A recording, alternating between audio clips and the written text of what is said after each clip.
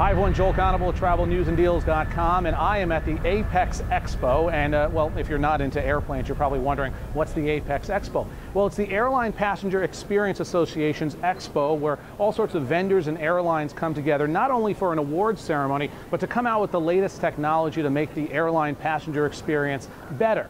Now, I know a lot of people watching me right now are saying, wait, time out. Last time I had an airline passenger experience, it sucked. Yeah, I know. In the news, we've heard a lot about what airlines have done poorly, but this is really an expo showing what airlines are doing very well, making the experience better. And this year, the big thing you're seeing here is all about technology. All right, so one of the coolest things I found when I came into the Apex Expo was this. It is a new IFE system, or in-flight entertainment system, developed by Thales. And Christopher, you're with Thales, you're part of their product development team.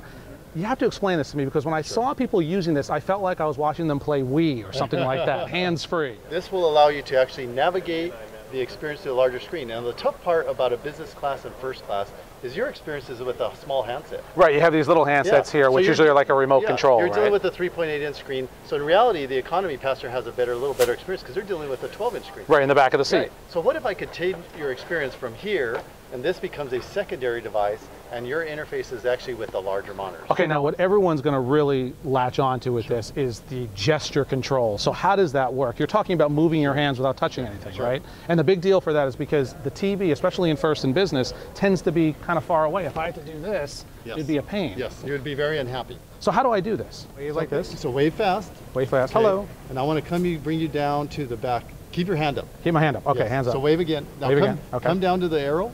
Push. The arrow. Push. Push.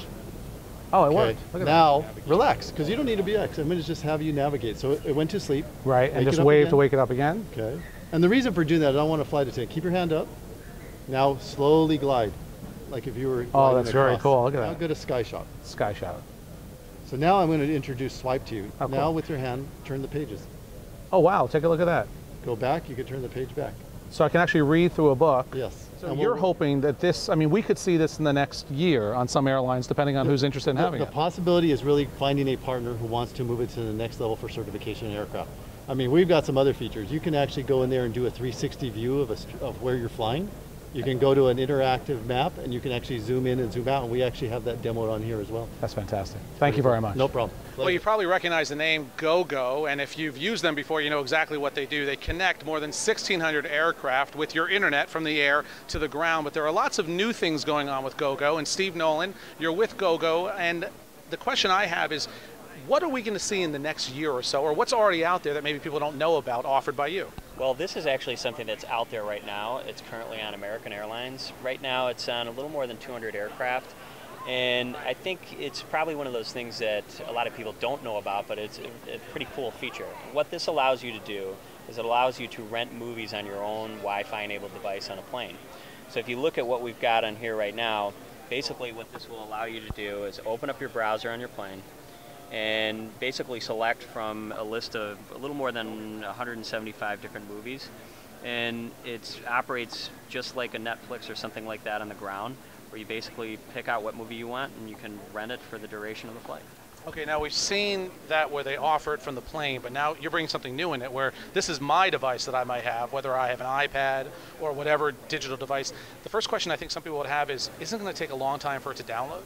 It's actually not downloaded. It's streaming directly to your device. So what we do is we store all the content on the plane on a server on the plane, and we stream it to your own Wi-Fi enabled device. So when people think that they're actually downloading it, it's really not. It's actually just streaming to your own device. So no delay really at all to start the movie from playing. It's there once you open up the system.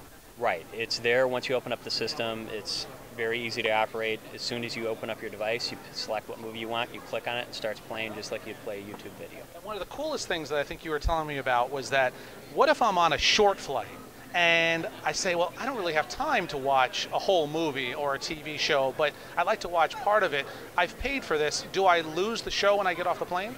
So right, we have a feature called resumption of play, and what that allows you to do, if you don't complete the movie, you can continue it on when you get to the ground. So let's say you rent the Lorax and you only finish half of the movie. You can take that to your hotel room, you can take it to your house. As long as you have a Wi-Fi connection, you can pick up where you left off and you can resume the play. All right, so we showed you at this convention that there are a lot of things with very advanced technology, but not everything here is all about technology. Randy Smith, you are with Smart Tray International. Yes. You have to show me what you have here, because when I walked by your booth, I said, what are they showcasing? The iPad or what? What we have here is a tray table that has a groove in it. You can put your iPad, your Nook, your Kindle, your tablet computer, and read it hands-free. It's simple, it's elegant, it protects your investment in your technology, and you can watch what you want to watch. So Neil, this is something that I know is not going to change very much, legroom on domestic carriers, but something you've done. I mean, even when someone's sitting in a tight situation like this, one of the things I used to get annoyed with is that the monitor would be very small and would be very close, especially when the person reclined. You've changed something. Right. So what we've been able to do is to give as much real estate and comfort back to the passenger as we can, take heat out of the displays, and provide truly HD home theater experiences. So by being able to get the monitors as thin and compact as we have, we've given real estate back to the passenger in terms of the distance between your eyes and the screen, which means you can create larger, brighter screens, tuck them as much inside the seat structure as possible, and give the same kind of capacitive touchscreen functionality that people are getting used to in iPads and other tablet devices. That's what I was going to ask you. I mean, this is just like that. You can touch any of this to do all the things you want to do, Right. whether it's watching a movie, ordering food, Yeah. monitoring your flight. This Right. will also handle internet if you, an Exactly. airline wants Yes. that. Do any domestic U.S. airlines actually use this system yet? Yes, Continental and United are converting over to our Eco displays, these very thin displays, and it's pretty much the state of the art now. Many customers are converting over to it on their new aircraft deliveries. Okay, so all the things we saw here in the Panasonic booth, these are things that you're seeing now on aircraft, or you'll see in the next couple of years. But let me show you, this is Panasonic's cool room. These are things we may not see on planes for 6, 7, 8 years. And Steve Seislove, you're with Panasonic, so this is what really impressed me. You're in an aircraft cabin here. We have this huge television or monitor in front of the passenger. Right. But what does this allow the passenger to do that we've never seen before? Well, what we're showing right here is the ability to take 2 of the 3 natural communication methods. Eyes, gestures, and voice are the 3. We're taking gesture and eye tracking to the level here to create this comprehensive user experience in a premium environment. The eye gaze, I don't think anybody is really doing a very comprehensive job of incorporating that into their systems today. And the eye gaze allows you to quickly go between the things you want to select, and it's intuitive because where you look is what you want to touch anyway.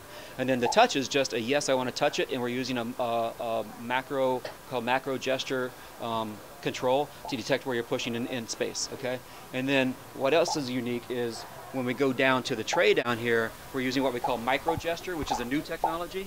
And micro gesture allows you then, if you can, Andre, micro gesture allows you to draw on surfaces. It allows you to interact with the surface in a very minute way. So it's almost like having a capacitive panel in a surface, but not having a capacitive panel.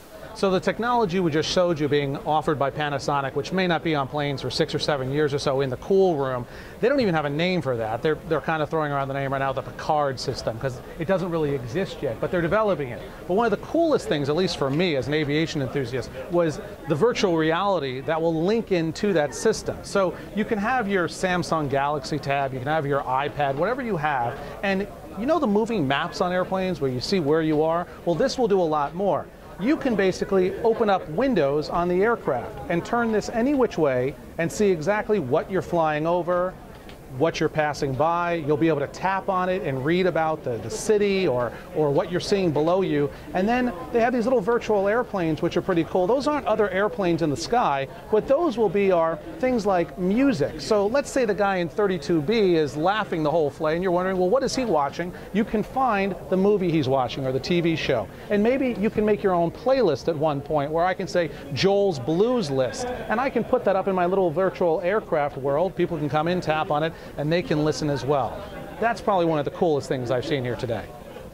So here at the APEX convention, we can see that really the emphasis is on connectivity and technology, and there's really some amazing stuff already out there, and then a lot of new stuff that we're going to see in the next couple of years. But the bottom line is, planes are getting bigger, flights are getting longer, and the seats, well, they're not getting any bigger, they're getting actually smaller on some airlines. So people want more options, more things to do while they're flying. Very interesting to see. It would be very exciting to see what people like Panasonic and these other companies come out with in the future to keep us more connected in the air to the people we love on the ground. Remember, for the greatest travel deals and travel information, check out our website anytime, travelnewsanddeals.com. I'm Joel Connable. Happy travels, everyone.